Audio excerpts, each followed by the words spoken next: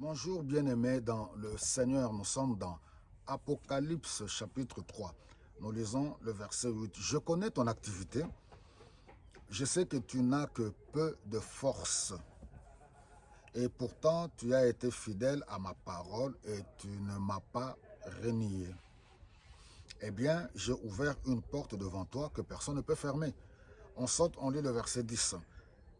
Puisque tu as gardé mon ordre d'être persévérant, moi aussi je te garderai de la période de malheur qui va venir sur le monde entier pour mettre à l'épreuve les habitants de la terre. Je viens bientôt.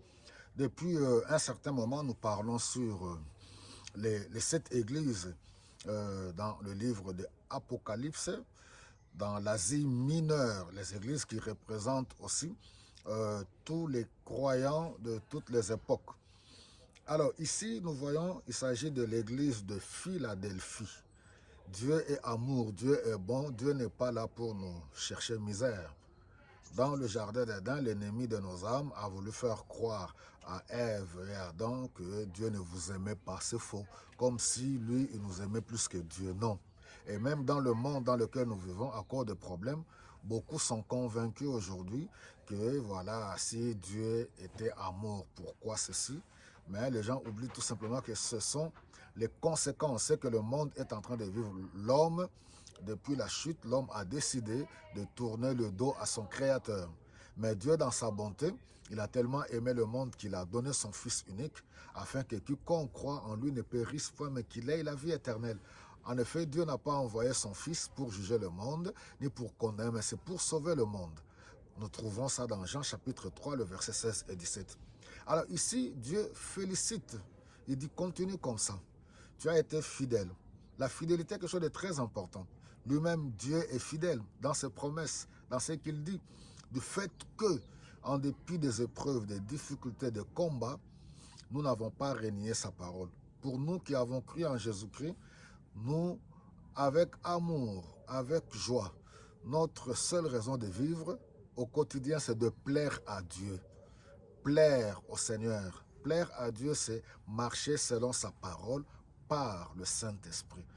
Plaire à Dieu, c'est mettre la parole de Dieu en pratique, aimer Dieu, haïr le mal sous toutes ses formes. Alors il dit, voilà, du fait que tu as seulement peu de force, alors dans ce monde de méchanceté, alors j'ai ouvert une porte au-devant de toi que personne. Celui qui a les clés de toutes choses. Quand Dieu ouvre une porte, personne ne peut fermer. Si puissante qu'elle peut être la personne.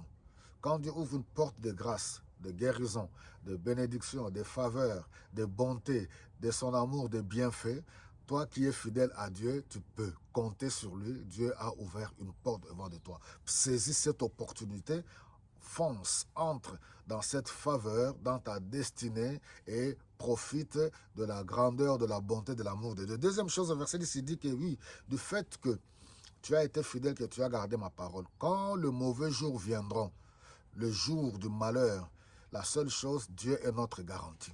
Il est notre bouclier, il est notre refuge. Aucune nation sur cette terre, aucun être humain, milliardaire qu'il soit, ne peut nous apporter la protection. Nous entendons des bruits de guerre, il y a toutes sortes de crises, il y a des soulèvements à gauche et à droite, il y a des menaces dans cette époque-ci.